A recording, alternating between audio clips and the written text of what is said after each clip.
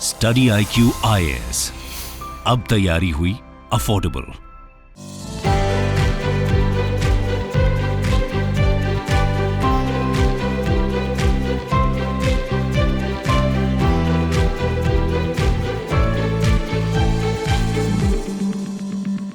Hello and welcome दोस्तों, स्वागत है आप सभी का आपके पसंदीदा प्लेटफॉर्म स्टडी IQ IAS में। मैं प्रशांत तिवारी आप सभी का स्वागत करता हूं और आज हम करने वाले हैं अगस्त महीने के सेकेंड वीक का PIB एनालिसिस। बहुत ही शॉर्ट सेशन रहेगा क्योंकि इसमें ज़्यादा इस वीक में बहुत ज़्यादा कुछ एनालिसिस नहीं रहा, तो जो भी इंपॉर्टेंट है वो चीज़ हम क्या करेंगे यहाँ पर कवर करने की कोशिश करेंगे। और आप सभी इस चीज़ को जानते हैं कि आप सभी के पास में बहुत ही शानदार एक अपॉर्चुनिटी है जिसको अगर आप कैप्चर करना चाहते हैं या फिर आप उसके अंदर में एनरोल करना चाहते हैं तो अभी आप इसमें एनरोल कर सकते हैं।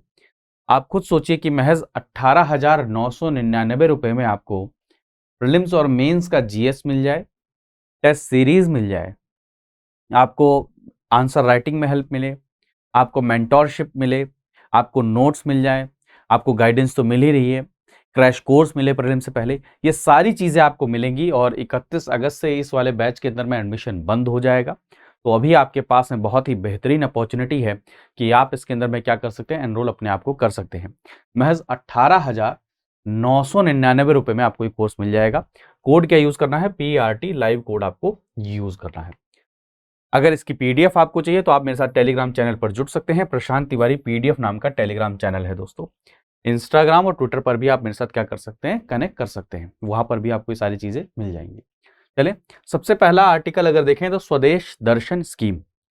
तो स्वदेश दर्शन स्कीम से आप क्या समझ पा रहे हैं? स्वदेश दर्शन स्कीम यानी कि भारत को, यानी कि हमारे देश को देखना, दर्शन, उससे रिलेटेड स्कीम। तो आप सभी जानते हैं कि भारत विविधताओं का देश है, अलग अलग प्रकार की डाइवर्सिटी है यहाँ पर, और यहाँ का जो कल्चर है बहुत रिच कल्चर है।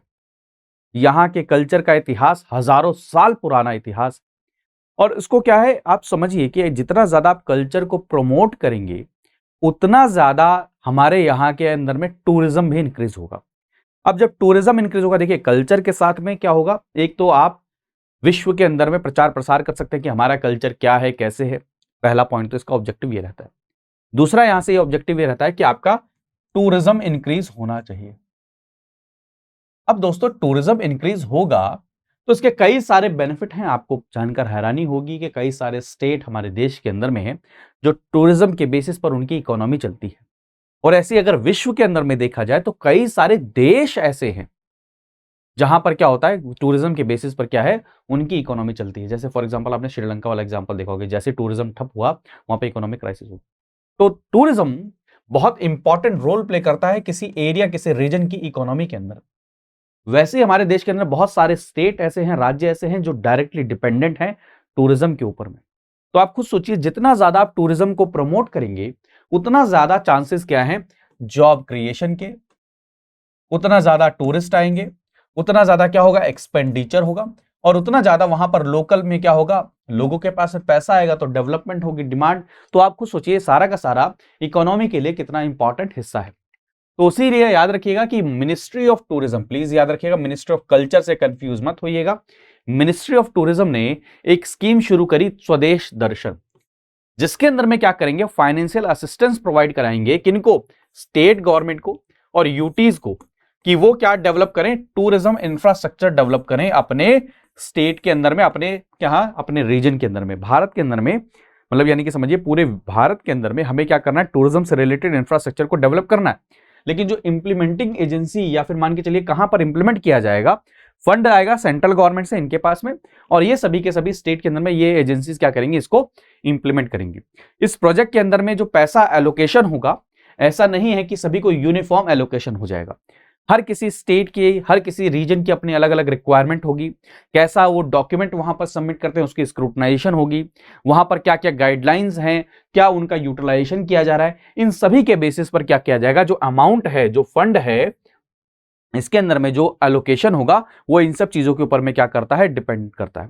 ठीक है, क्लियर है? क्लियर है। तो अगर देखा जाए अभी द मिनिस्ट्री ऑफ टूरिज्म ने अभी तक कितना, स्वदेश दर्शन स्कीम के अंडर में 10 प्रोजेक्ट को क्या है, जो आपके कोस्टल सर्किट के अंदर में, अब देखिए भारत के अंदर में अलग अलग प्रकार के टूरिज्म चलाए जा सकते हैं। अलग अलग रीजन से रिलेटेड टूरिज्म हो सकते हैं, अलग अलग वेदर से रिलेटेड टूरिज्म हो सकता है, अलग अलग कल्चर से रिलेटेड, अलग अलग रिलीजन से रिलेटेड भी टूरिज्म हो सकता है। तो काफी समय से कोशिश की जा रही है कि हर सेक्टर के अंदर में कुछ चीजें डेवलप की जाए। तो जैसे आप देखिए मिनिस्ट्री ऑफ टूरिज्म के अंदर में स्वदेश दर्शन स्कीम को क्या किया है, स्वदेश दर्शन 2.0 उसको रिवैम्प करके किया है, जहां पर वो सस्टेनेबल और रिस्पॉन्सिबल डेस्टिनेशन बनाने की कोशिश कर रहे हैं। क्योंकि यहां पर एक और चीज समझने की कोशिश करनी पड़ेगी कि जितना ज्यादा हम डेवलपमेंट करेंगे किसी रीजन के अंदर में, हो सकता है वो रीजन बहुत ज्यादा अनएक्सप्लोर्ड हो, वहां पर अगर आप डेवलपमेंट करते हैं तो एक बहुत बड़ा एक और नेगेटिव कॉन्सिक्वेंसेस हमें देखने मिलता है कि डेवलपमेंट के साथ में एनवायरमेंट के ऊपर में भी इंपैक्ट पड़ता है। तो वहां पर सस्टेनेबल कैसे वहां पर डेवलपमेंट हो, ये भी चीज देखनी पड़ेगी। ठीक है, लोकल इकोनॉमीज के अंदर में क्या हो, टूरिज्म का क्या हो, कॉन्ट्रीब्यूशन हो, ये ऑब्जेक्टिव। जॉब क्रिएशन होना चाहिए, सेल्फ एम्प्लॉयमेंट होना चाहिए लोकल कम्युनिटीज के लिए, स्किल लोकल यूथ की क्या हो, इंप्रूव हो, ये ऑब्जेक्टिव है इस स्कीम के अंदर में। देखा जाए प्राइवेट सेक्टर का कैसे इन्वेस्टमेंट आए टूरिज्म के अंदर में, ये भी है। प्रिजर्व करना, एनहांस करना लोकल कल्चर और नेचुरल रिसोर्सेज, जो मैं आपके साथ में क्या कर रहा था, अभी डिस्कस कर रहा था। तो प्लीज इसके ये ब्रॉड पर्सपेक्टिव है, क्योंकि आपके एग्जाम में कभी आ जाए तो आपको ये ब्रॉडर पर्सपेक्टिव पता होना चाहिए। फैक्ट तो ये है मिनिस्ट्री ऑफ क्या है आपका टूरिज्म है, वो तो फैक्ट हो गया, लेकिन ब्रॉडर पर्सपेक्टिव भी आपको पता होना चाहिए कि टूरिज्म के क्या क्या बेनिफिट हमने को मिलते हैं। अगला जो प्रोजेक्ट है स्माइल 75, मैं आपको ऐसे समझाता हूं। एक प्रोजेक्ट है पहले स्माइल, और उसके अंदर में दोस्तों क्या है, अभी क्योंकि आजादी का अमृत महोत्सव मना रहे हैं, और उसके अंदर में दोस्तों 75 क्योंकि 75 साल, तो 75 डिस्ट्रिक्ट्स को क्या किया गया, आइडेंटिफाई किया गया है, इसलिए स्माइल 75। ठीक है, समझ गए, स्माइल 75, दोनों के बीच में डिफरेंस समझ गए। तो स्माइल प्रोजेक्ट क्या है, support for marginalised individual for livelihood and क्या है उनका रिहेबिलिटेशन करना, सारी की सारी चीजें करना। तो यानी कि आप मान के चलिए, जो इन शॉर्ट बताऊं, जो ट्रांसजेंडर होते हैं और जो बेगर हैं, इनको कैसे रिहेबिलिटेट किया जाए और कैसे इनको सपोर्ट किया जाए, वो प्रोजेक्ट है स्माइल। ठीक है, और उसी का ही हमने क्या किया, आजादी के अमृत महोत्सव के तहत में स्माइल 75 को लॉन्च किया, जिसके अंदर में क्या है, कौन सी मिनिस्ट्री, प्लीज इस मिनिस्ट्री का नाम याद रखिएगा, मिनिस्ट्री कौन सी है, सोशल जस्टिस एंड एम्पावरमेंट। उन्होंने क्या किया, 75 म्युनिसिपल कॉर्पोरेशन को क्या किया, आइडेंटिफाई किया है, जहां पर वो क्या करेंगे, रिहेबिलिटेट करेंगे किन लोगों को, जो बेगिंग के अंदर में क्या है, इन्वॉल्व हैं। और किस उपलक्ष्य में किया जा रहा है, आपको ऑलरेडी बताया मैंने, क्या 75 ईयर आजादी का अमृत महोत्सव के तहत। ठीक है, क्लियर है, स्माइल 75 प्लीज याद रखिएगा। Ministry of social justice, municipalities को क्या किया गया, आइडेंटिफाई किया गया, इतने 75, और जो बेगर है उनको। तो स्माइल प्रोजेक्ट प्लीज याद रखिएगा। स्माइल प्रोजेक्ट क्या है, मैं बार बार कह रहा हूं, स्माइल प्रोजेक्ट किससे रिलेटेड है, ट्रांसजेंडर एंड बेगर, इनसे रिलेटेड। तो यहां पर देखिए अगर क्या है, support for marginalised individual for livelihood and enterprise. ठीक है, तो ये स्कीम किसके लिए है, आपके जो बेगिंग के अंदर में इन्वॉल्व हैं, जो ट्रांसजेंडर कम्युनिटी है, उनको कैसे रिहेबिलिटेट किया जाए, कैसे उनके लाइवलीहुड की जो प्रॉब्लम है, जो जीवन व्यापन कैसे चलाएं, उसको कैसे सॉल्व किया जाए, इन सब चीजों से रिलेटेड ये प्रोग्राम है। ठीक है, क्लियर है। Engage in begging that covers identification, rehabilitation, provision of medical incentive, ये सारी की सारी चीजें। और लास्ट में कौन सा है, आपके ट्रांसजेंडर के लिए भी। ठीक है, दोनों के लिए। नेक्स्ट है आपका नीपम, प्लीज इस चीज को नोट कर लीजिएगा, national intellectual property awareness mission, नीपम।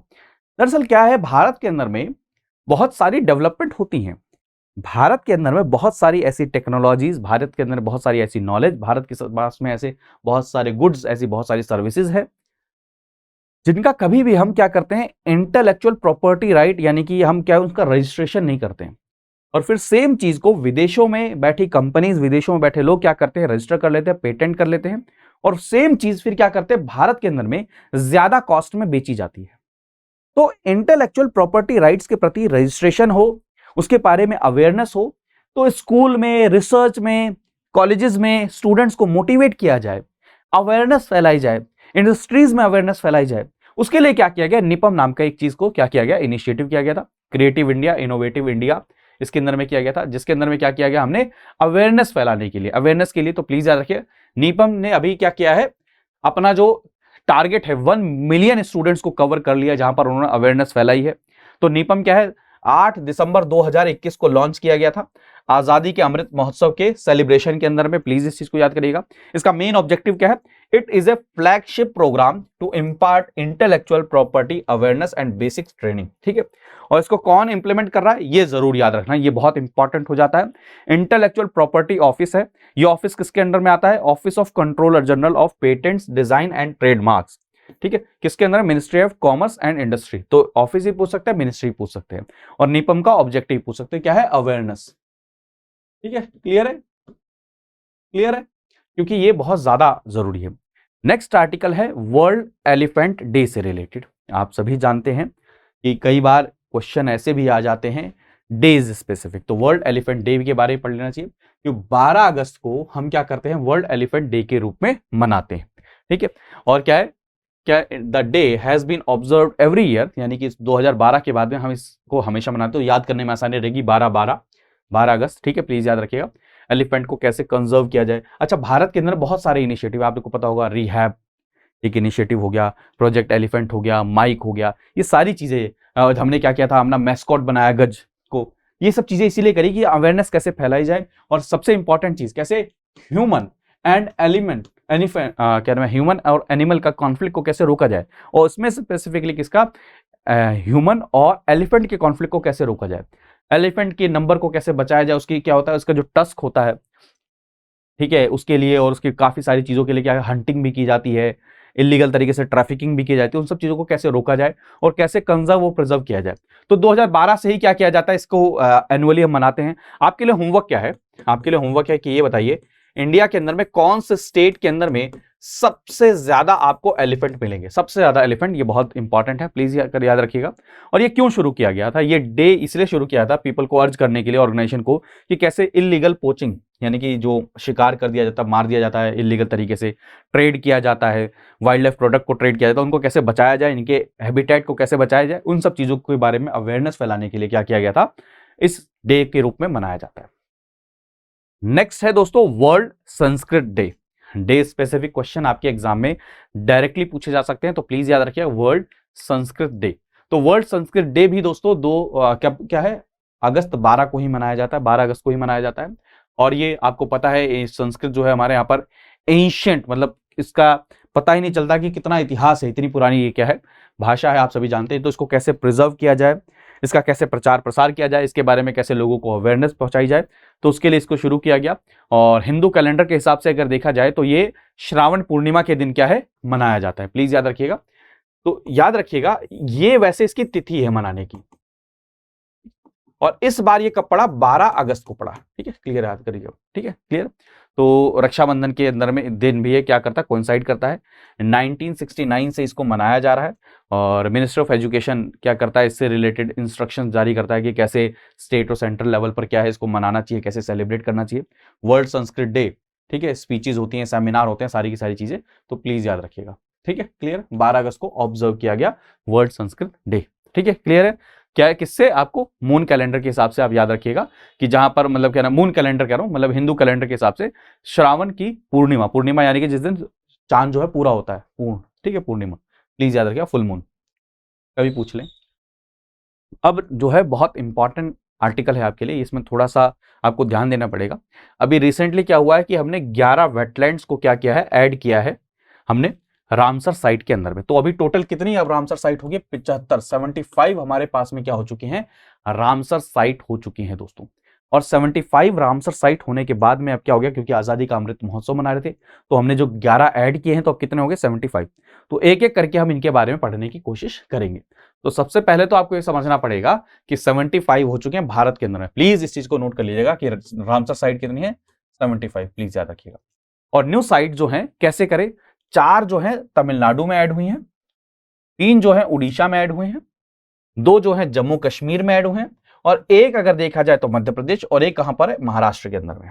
ठीक है, और रामसर डेजिग्नेशन अगर इन वेटलैंड्स को मिलता है तो क्या होता है, इनका कंजर्वेशन, इनके मैनेजमेंट के अंदर में, इनके जो रिसोर्सेज है उनके यूज के अंदर में क्या है, कुछ प्रोटोकॉल्स, कुछ गाइडलाइंस का हमें इस्तेमाल करना पड़ता है। यानी कि एक तरीके से देखा जाए तो इन एक तरीके से हेल्प मिलती है इनको प्रोटेक्ट करने में और कंजर्व करने में इन साइट्स को। ठीक है, क्लियर है? प्लीज इस चीज को नोट करिएगा कि अगर किसी वेटलैंड को मान के चलिए, अगर रामसर साइट का उसके अंदर में उसको नॉमिनेशन हो गया है, तो उसको कंजर्व करना, प्रिजर्व करना के लिए क्या होता है, थोड़ा सा ऑब्लिगेशन और बढ़ जाते हैं, और उसके अंदर में जो हेल्प मिलती है उसको प्रिजर्व करने में, कंजर्व करने में। ठीक है, क्लियर है? क्लियर है? तो अभी देखा जाए 28 साइट, रामसर साइट क्या हुई है, डिक्लेयर हुई है 2022 के अंदर में। ये बहुत इंपॉर्टेंट है। ठीक है, based on designation mention in the Ramsar certificate, the number is 19 for the year 2022 and 40 for the 2021। ठीक है, वैसे देखा जाए तो अभी तक कितने हमें 28 मिली हैं, लेकिन जो सर्टिफिकेट के हिसाब से अगर देखा जाए, क्योंकि न्यूज में जो है वो 28 है, लेकिन अगर सर्टिफिकेट वगैरह के हिसाब से देखा जाए, जो सर्टिफिकेशन पे डेट मिली है उस हिसाब से, ये प्लीज नंबर याद रखिएगा कि 14 किसके अंदर में, 2022 में, और 2021 में कितने 14 है, और 19 कितने हैं 2022 के अंदर में। ये प्लीज याद रखिएगा, एग्जाम के अंदर पूछा जा सकता है कभी भी। ठीक है, ये सबसे ज्यादा 2021 में आया या 2022 में आया, तो ये आपको पता होना चाहिए। तो अब चलिए एक एक के बारे में देखना शुरू करते हैं। उड़ीसा के अंदर में देखते हैं।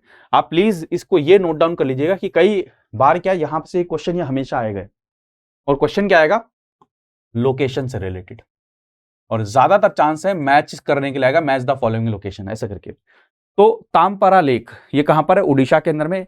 प्लीज याद रखिएगा फ्रेश वाटर लेक है। ठीक है, यहां पर 46 स्पीशीज ऑफ फिशेस मिलेंगी आपको, मछलियों की 46 स्पीशीज मिलेंगी, 60 से ज्यादा स्पीशीज आपको बर्ड्स की मिलेंगी, 48 स्पीशीज आपको फाइटोप्लैंक्टॉन्स मिलेंगे। तो सारी की सारी चीजें प्लीज याद रखिएगा। अगर ये याद नहीं भी रहता तो बस इतना याद रखिएगा, तामपारा लेक कहां पर है, उड़ीसा के अंदर में है। अभी वेटलैंड साइट, अभी रामसर साइट के अंदर में इंक्लूड हुआ है। दूसरी बात 2022 के अंदर में, और तीसरी बात आपको ये फ्रेश वाटर लेक है। ठीक है, ठीक है। वल्नरेबल स्पीसीज जैसे मान के चलिए कैरपियो हो गई, ठीक है, आपकी क्या नाम है पोचार्ड हो गया, आपका क्या नाम है रिवर टर्न हो गया, इन सबको भी क्या यहाँ पर जगह मिलती है। ठीक है, यहाँ पर वो प्रिजर्व किए जाते हैं, मतलब प्रिजर्व हुए यहाँ पर पाए जाते हैं। अगला जो है हीराकुंड रिजर्वायर, ये भी कहाँ पर है, उड़ीसा में। ठीक है, तो ये लार्जेस्ट अर्दन रिजर्वायर है उड़ीसा के अंदर में। ठीक है, एक और चीज याद रखिएगा, और अच्छा आपके लिए होमवर्क है यहाँ पर, तो हीराकुंड रिजर्वायर कौन से रिवर पे बना है ये बताइएगा। ठीक है, कौन से रिवर पे बना। दरअसल ये प्लीज इन चीजों को नोट कर लीजिए, क्योंकि ये पीआईबी में मेंशन है, तो यहां पर सारी की सारी चीजें आपको क्या करनी पड़ेंगी, याद रखने की कोशिश करेंगी। ठीक है, तो और ये क्या है, मेजर हैबिटेशन है किसका, 54 के आसपास में स्पीशीज ऑफ फिशेज आपको यहां पर देखने को मिलती है। ठीक है, नेक्स्ट अगर देखा जाए तो कौन सा है, अनसुपा लेक, ये भी कहां पर है, उड़ीसा के अंदर में है। ये भी क्या है, फ्रेश वाटर लेक है, कटक के डिस्ट्रिक्ट में मिलता है। ये ऑक्सबो लेक है, जियोग्राफी में आप सभी ने पढ़ा होगा, और किसके नदी के ऊपर में बना है, महानदी। प्लीज याद रखिएगा, ये सबसे बड़ी बात है महानदी के बारे में। ठीक है, और ये सारी की सारी चीजें, और जो थ्रेटन्ड बर्ड हैं, 3 थ्रेटन्ड बर्ड क्योंकि पीआईबी में जिक्र हुआ है डायरेक्ट, तो प्लीज याद रखिएगा, उनका भी याद रखिएगा कि एंडेंजर्ड वल्नरेबल जो वो स्पीशीज हैं बर्ड की, वो कहां पर, यहाँ पर। तो यहां से क्वेश्चन कैसे बन सकता है, एक लोकेशन, कि जैसे आपसे पूछ लेंगे Ansupa lake recently seen in news, ये कौन से स्टेट में, तो उड़ीसा के अंदर में। फिर दूसरा पूछ लेंगे अनसुपा लेक रिसेंटली किस में लिस्ट में ऐड हुआ, तो किस में हुआ, रामसर की लिस्ट में। तीसरा आपसे पूछ सकते हैं क्या यहाँ से कि ये फ्रेश वाटर लेक है क्या, ये भी पूछ सकते हैं। ऑक्सबो लेक के बारे में पूछ सकते हैं, महानदी के बारे में पूछ सकते हैं, और लास्ट में अगर बहुत डिफिकल्ट क्वेश्चन बनाना होगा तो ये स्पीशीज के बारे में पूछ सकते हैं। क्योंकि क्या होगा, जब यूपीएससी बहुत डिफिकल्ट क्वेश्चन बनाना चाहेगा तो यूपीआईबी से ये वाला फैक्ट उठा लेगा, लेकिन जनरली क्या होगा, इतना नहीं उठाएंगे, वो ट्रेंड से क्वेश्चन पूछेंगे, जो आपको ये पता होना चाहिए, स्टेट, लोकेशन, ये सारी की सारी चीजें, बस, और ज्यादा इसमें और परेशान होने की जरूरत नहीं है। नेक्स्ट अगर देखा जाए यशवंत सागर, ये क्या है, इंपॉर्टेंट बर्ड एरिया है इंदौर के अंदर, प्लीज इस चीज को याद रखिएगा। ठीक है, और यहां पर कमर्शियल लेवल पर क्या किया जाता है, फिश का प्रोडक्शन किया जाता है, इसलिए बहुत ज्यादा फेमस है। तो देखिए अब ये क्या है, मध्य प्रदेश के अंदर में, यशवंत सागर कहां पर, मध्य प्रदेश के अंदर में। ठीक है, प्लीज याद रखिएगा। साइरस क्रेन यहां पर अगर देखा जाए तो आपको यहां पर मिलेगी। ठीक है, और प्लीज इस चीज को, प्लीज मैं बार बार कह रहा हूं, इनके सभी के लोकेशन को याद कर लेना, क्योंकि मैं जानता हूं यूपीएससी मैच द फॉलोइंग करके आपको कंफ्यूज करेगा। ठीक है, क्लियर है। यहाँ पर जो क्या नाम है, आपके काफी सारे माइग्रेटरी बर्ड्स भी आती हैं, सारी की सारी चीजें आती है। नेक्स्ट अगर देखा जाए चित्रांगुडी बर्ड सेंचुरी, ये कहां पर है, तमिलनाडु के अंदर में है, रमनतनपुरम डिस्ट्रिक्ट के अंदर में मिलेगा आपको। ठीक है, 1989 से इसको क्या है, प्रोटेक्टेड एरिया घोषित किया गया था, और ब्रीडिंग ग्राउंड है किसके लिए, विंटर माइग्रेटरी बर्ड्स के लिए। ठीक है, प्लीज याद रखिएगा। ठीक है, नेक्स्ट अगर देखा जाए तो सुचिंद्रम थेरूर वेटलैंड है तमिलनाडु के अंदर में। ठीक है, प्लीज याद रखिएगा। ठीक है, प्लीज़ याद रखिएगा सारी की सारी चीज़ें बर्ड्स की नेस्टिंग के लिए इसको बनाया गया था पहले, अगर शुरू में देखा जाए।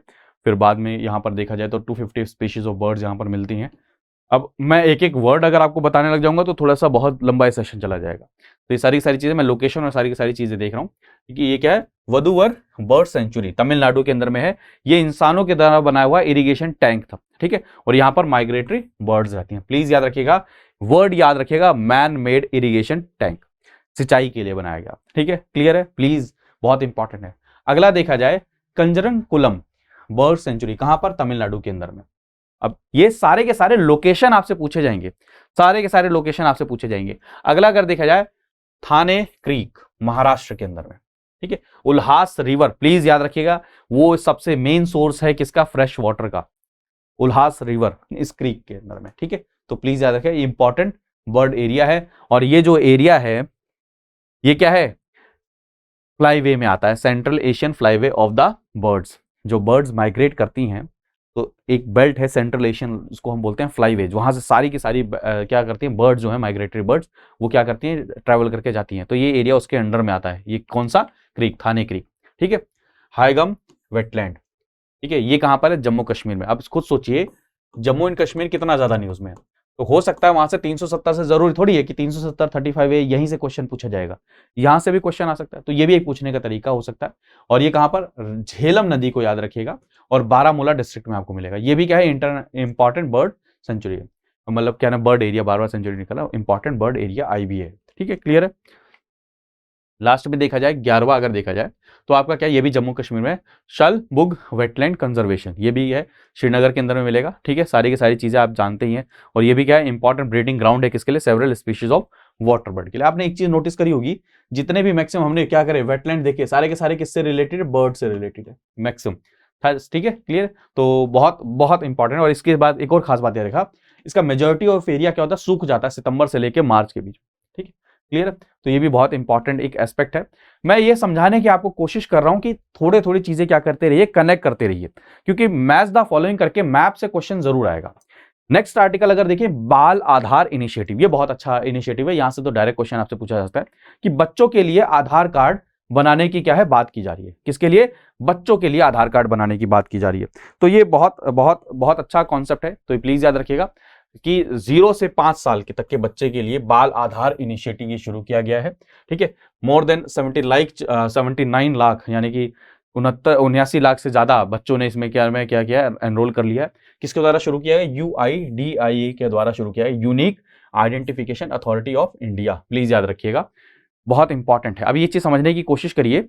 यहां पर देखिए, स्टेट, ये क्वेश्चन आपसे पूछ सकते हैं, हिमाचल प्रदेश हो गया, हरियाणा हो गया, उन्होंने 70% के आसपास में कवर कर लिया, 70% के आसपास में। आधार कोशिश ये करी जा रही है कि 100% का कवरेज किया जाए। तो बच्चों के अंदर में क्या रहता है, काफी सारे, जब तक उनके क्या होता है, एज बड़ी नहीं होती, तो उनके जो बायोमेट्रिक्स हैं वो क्रिएट नहीं होते हैं। तो क्या है, पहले उनका बाल आधार कार्ड बनाया जाए, फिर उसके बाद में क्या है, जैसी उनकी 5 साल की उम्र हो जाएगी पूरी, फिर उसके बाद में क्या कर दिया जाएगा, उनका नॉर्मल आधार कार्ड बनवा दिया जाएगा। तो याद रखिएगा, बाल आधार कार्ड क्या है, मतलब बर्थ के समय पर उसका बनाने की कोशिश, एक तरीके से फोटो आइडेंटिटी कार्ड हो सकता है, ठीक है। फेशियल इमेज टेकन की जाती है, enrolment, biometric authentication parent guardian का लिया जाता है। मैं फिर कह रहा हूं, क्योंकि बायोमेट्रिक बच्चे के उस समय नहीं बनते हैं, ठीक है, तो याद रखिएगा, ठीक है। बाल आधार कार्ड ब्लू कलर में होता है, ये प्लीज याद रखिएगा, ठीक है, क्लियर है, क्लियर है। चलें, फिर बाद में इसको क्या किया जाएगा, मैंडेटरी बायोमेट्रिक करके फिर इसको अपग्रेड कर दिया जाएगा नॉर्मल आधार कार्ड के अंदर में। तो आज के सेशन में बस इतना ही। आई होप आपने इस सेशन को एंजॉय किया होगा, और अगर सेशन को एंजॉय किया है तो प्लीज़ लाइक और कमेंट कर दीजिएगा। PRT लाइव कोड यूज़ करके आप क्या कर सकते हैं, इसके अंदर में एनरोल कर सकते हैं, और आप इंस्टाग्राम, ट्विटर, टेलीग्राम पर मेरे साथ ज्वाइन कर सकते हैं। प्रशांत तिवारी PDF नाम का टेलीग्राम चैनल है, इसको ज्वाइन कर लीजिए, इसके अंदर में आपको PDF मिल जाएगी। थैंक यू सो मच, अपना ध्यान रखिए, मुस्कुरा कर पढ़ते रहिए, मन लगा कर पढ़ते रहिए। मिलते हैं अगले सेशन में, बाय बाय, टेक केयर दोस्तों, जय हिंद। स्टडी IQ IAS, अब तैयारी हुई अफोर्डेबल।